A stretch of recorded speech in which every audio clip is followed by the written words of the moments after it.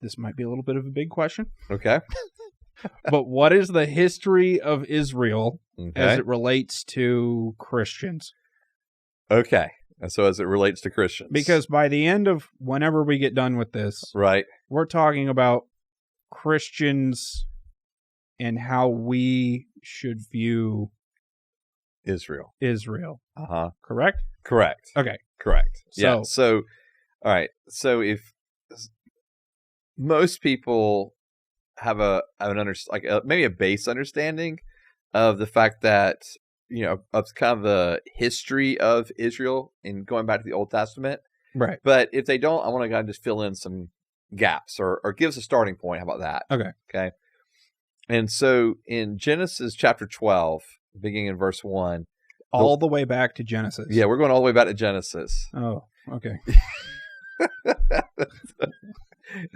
But I'm going to move, but Mhm. we're not going to go just like book by book, okay? Okay. I'm just going to set up a beginning point, Right. and I'm going to move through pretty quickly Okay. and getting to Jesus. Okay. All right. So the Lord said to Abram, this is Genesis 12, verse 1, go from your land, your relatives, and your father's house to the land that I will show you. I will make you into a great nation. I will bless you. I will make your name great, and you will be a blessing. I will bless those who bless you. I will curse anyone who treats you with contempt. And all the peoples on earth will be blessed through you. So this man named Abram is chosen by God. Mm-hmm. And God says, I'm going to bless you, and from you there'll be a great nation. And from this great nation of yours, from your descendants, okay, that's what he's saying, all the world will be blessed. Okay. Okay? So all those that bless you will be blessed. Those that curse you will be cursed. Okay? So this is, and we kind of have to start at this beginning point with Abram. And eventually what happens is Abram has an encounter with God, and so then he has a name change. Okay? Mm-hmm. And he's gone from Abram to Abraham. All right? And so Wait, he had the name change after all of that stuff was promised? yeah, so yes. So Yes. null and void then. Okay. He didn't No. promise that to you anymore. All right, let me read, please. All right. Genesis 17, verse 1. Okay. When Abram was 99 years old, the Lord appeared to him, saying, I am God Almighty. Live in my presence and be blameless. I will set up my covenant between me and you, and I will multiply you greatly. Then Abram fell face down, and God spoke with him. As for me, here is my covenant with you. You will become the father of many nations. Your name will no longer be Abram, and Abram means the father is exalted. That's what Mhm. the name means. Your name will be Abraham, and Abraham means father of a multitude. Okay. Okay. And he was 99. He was 99. So are we sure he heard this correctly? We're sure. Okay. But believe me, there's a lot of questions that he has for the whole thing too. Okay. And his wife as well. All right. Your name will no longer be Abram. Your name will be Abraham. For I will make you the father of many nations. I will make you extremely fruitful and will make nations and kings come from you. I will confirm my covenant that is between me and you and your future offspring throughout their generations. It's a permanent covenant to be your God and the God of your offspring after you. And to you and your future offspring, I will give the land where you are residing, all the land of Canaan, as a permanent possession, and I will be their God. So in this part, God is making a covenant with Abraham, and he's making this covenant with Abraham, and that covenant is that I'm going to be your God, and I'm going to be the God to all of your offspring. Okay. Okay? And in all the offspring after you, I will be their God. And it's a permanent covenant, and within that covenant, I will also give you land. Okay? And Any specific land? yeah, the land of Canaan is what he refers to here. And so geographically, that is so where present day Israel is. that's part of that land mm-hmm. of Canaan. Okay. And then keep going in Genesis 17, verse 9. And I'm not supposed to ask about this till next week, correct? hold land questions for now, okay? But God does make a covenant, and it's about with his people, and it's with the land. All right. All right. So verse 9, God also said to Abraham, as for you and your offspring after you throughout their generations are to keep my covenant. This is my covenant between me and you and your offspring after you, which you are to keep. Every one of your males must be circumcised. You must circumcise the flesh of your foreskin to serve as a sign of the covenant between me and you. And so when we talk about, circumcision, where does it come from? Right there. Right here. Okay. And it's a sign of this covenant that God is making with Abraham and all of his descendants. And so from Abraham, what's the point of that? What's the point of what? What's the point of circumcision? Yeah. Well, why is that thrown in there? Well, one is this. Okay, it's the sign of the covenant. Okay. Okay. So it'll make a distinction because no one else was doing circumcision at this time. Drop it. Oh, the covenant. And so, but thankfully, from this point going forward, it happens when you're 8 days old. Okay. Was the custom so at 8 days every male would be circumcised after they were born. Okay. All right. So it's a sign of the covenant. It distinguishes them between every other people group. Okay. And so Abraham has a son, Isaac. Isaac has a son named Jacob. Okay. And then Jacob, kind of the same thing with Abram having a name change, if you were, to Abraham. Same thing happens with Jacob, and Jacob's name is, he has an encounter with God, and his name is transformed to Israel. Okay? Okay. And so when we talk about Israel, this is where it's coming from. Abraham, Isaac, and Jacob. Mm-hmm. Okay. And so when you refer to the God, because very often you'll hear, Jews and Christians both refer to the God of Abraham, Isaac, and Jacob. And Jacob was kind of a dick until he got turned into Israel. Right? He did some manipulative things. Right. Yeah. Okay. Yeah, so the God of Abraham, Isaac, and Jacob. All right. And so from there comes Israel. Jacob or Israel has 12 kids. From there we get the 12 tribes of Israel. Okay. And then, from that point, so there's this movement. There is, this movement of Israel, a people group named Israel. Okay. And then through Moses, through King David, through King Solomon, all the prophets, it's all still dealing with this people of Israel. Right. And that leads us all the way up. That's all the back and forth, just same stuff all the time section of the Bible. Right. Well, yeah. So in the Old Testament, it's basically giving the history of Israel up until about 400 BC.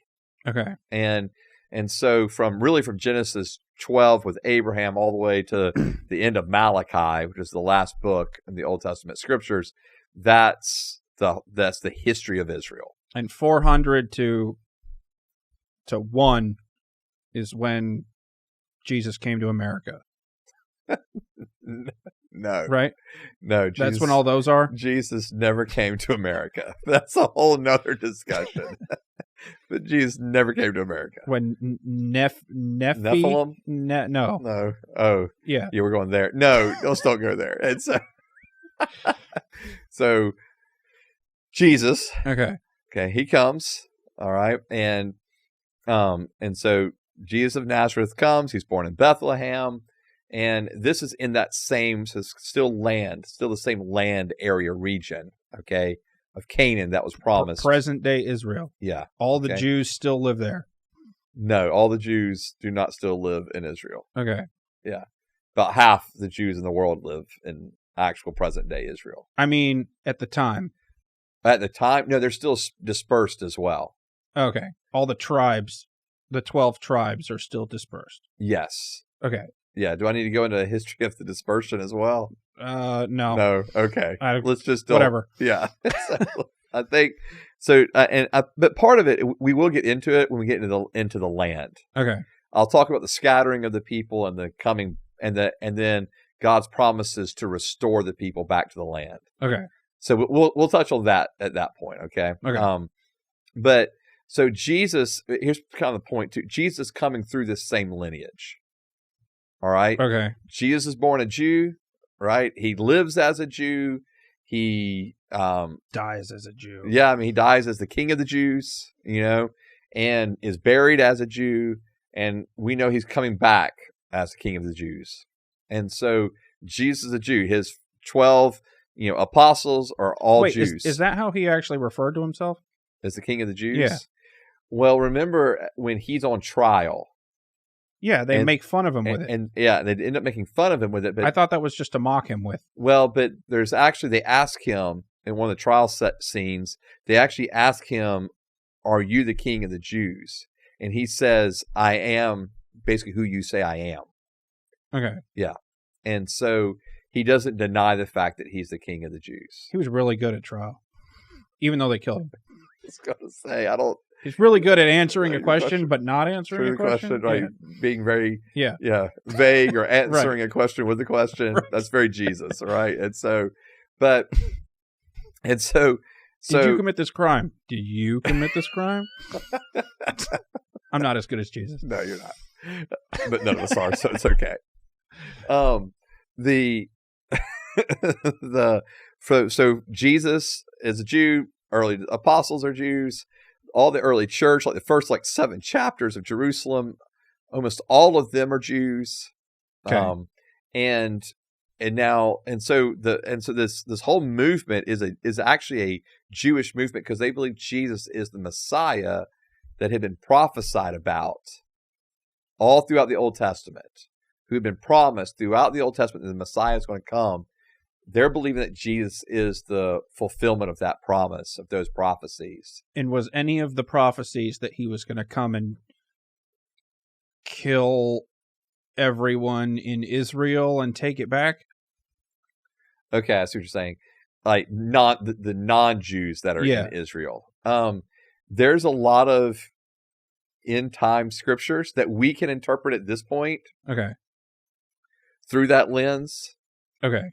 But it would have not been it would not have been a leap at all for them to believe that when Jesus first came, or when the Messiah first would come, that he would come and that he would be a military leader that ends up gaining victory through military means. The more I feel like I learn about this, mm-hmm. the more I can see how the Jews were like, what? That guy? Yeah, oh, absolutely. Like every time we talk about something about this and Jesus not doing what everyone thought he was supposed to be doing. Right. It's like, man, there's a lot of things he should have been doing that he didn't do according to all these people. Yeah, and it does make it, I mean, it's one of those things where you see all these prophecies fulfilled in Jesus. Right. But then there's all these prophecies that really are to be fulfilled at his second coming. That are the ones that are still hanging out there. But it would not, but most Jews at the time thought that all those prophecies were one, all happening at one time. All were going to happen at the same time. Correct. Okay. And that's why you have so many Jews to this day that don't believe Jesus is actually the Messiah. Because he only did half the things. Yeah. That they think they thought that the Messiah would do. Oh, okay. Right. Yeah. Well, all at the same time. Correct. Okay. Yeah, because, obviously, Jesus, when he returns, will do all those things. Mm-hmm. It's just his first coming and his second coming are the distinctions there. Based on Left Behind interpretation of... Oh, Lord. Because that's the one I know. Okay. If all of the Jews are still here after Jesus takes all the Christians to heaven for a bit, or whatever, then wouldn't they at that point be like, oh, Jesus is probably the guy? Yeah, all right. So, since he's doing the things that we thought he wasn't going to do. Okay, so I'll make two comments. One, that's if there's an actual rapture. Okay. Which I don't think there is. And then, so I've already alienated myself from like half the people watching us. But okay. And then number 2, we are going to talk about what happens when the fullness of the Gentiles has occurred that leads to all of Israel being saved. What? Okay. So we're going to get to that here in a second. I'm going to stop asking questions. I don't understand any of this. Okay, what? Let's just say we should get our theologies from the Left Behind series. How about that? Well, I wouldn't normally, but right. But that's all you got to work with. Okay, I understand. All right. So when we talk about Christianity, it wasn't like it was a new religion that was just kind of birthed out of thin air. Christianity was what we know as Christianity. I mean, it kind of was birthed out of thin air. She was a virgin. Okay, so yes, Jesus was born of a virgin. Okay, I'll use better terminology. Okay. All right, so it wasn't like Christianity was just created, right? Let's say out of nothing, but I'm still screwed. All right, forget it. All right.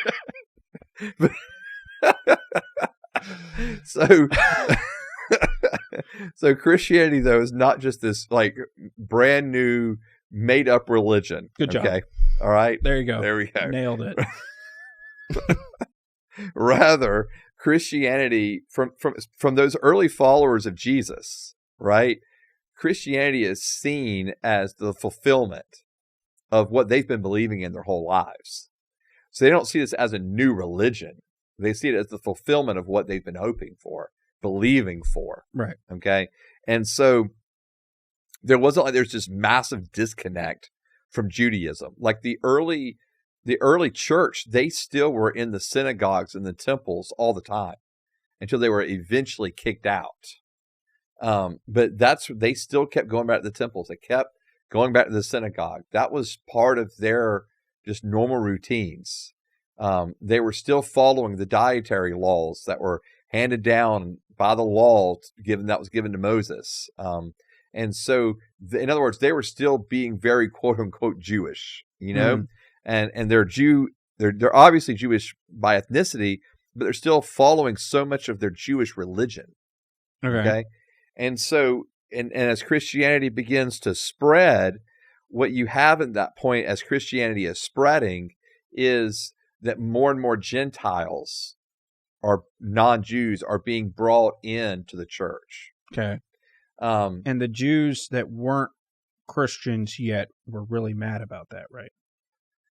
The Jews that were not Christians yet were really thought that was ridiculous. They were very bothered about how Jews and Gentiles could mix. Okay. But so many of them had already discounted the Jews that were believers in Jesus as the Messiah anyway, because they thought they were blaspheming. Right.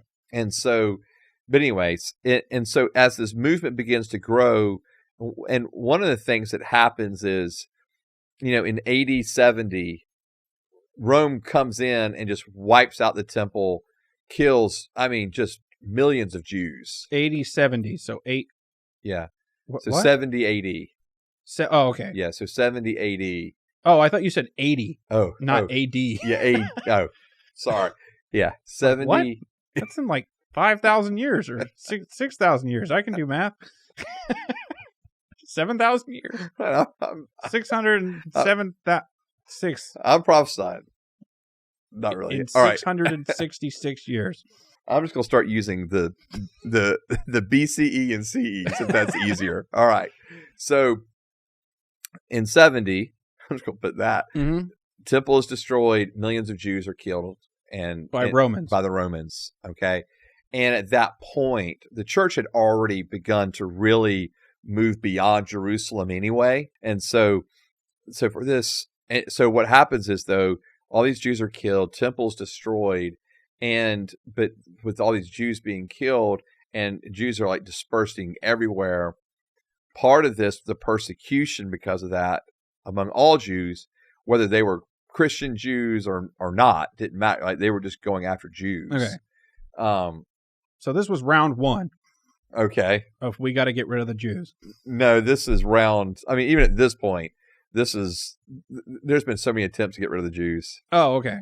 Yeah. I mean, like that 400. That whole part we skipped. The whole part we skipped. Okay, yeah. Like if it wasn't for the Maccabees, the Jews might have been wiped out at that point. Oh, right. We've talked about that. Yeah, I mean the Jews have always been under attack. So this is round 1000. Right. It just seems that way. It's wild. Okay. I mean, to be honest with you, that's one of the crazy things about the fact that we're still talking about Israel and the Jews today. Right. The fact that they're still here is mind-boggling. Which is why anytime anybody says today, why can't they just talk to each other and figure it out? I'm like, what are you talking about? They've been doing this forever. Right. Yeah. We're way past that.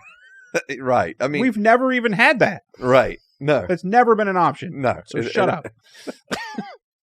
Well, I think people underestimate the depth of the religious convictions, right, in so many of these camps. And it's not just Jews with Muslims; it can be among the different Muslim groups, which I think people who aren't religious don't get. Oh, sure. And then, of course, that's one of the arguments of, well, religion has just always led to war. If we didn't have religions, we wouldn't have war.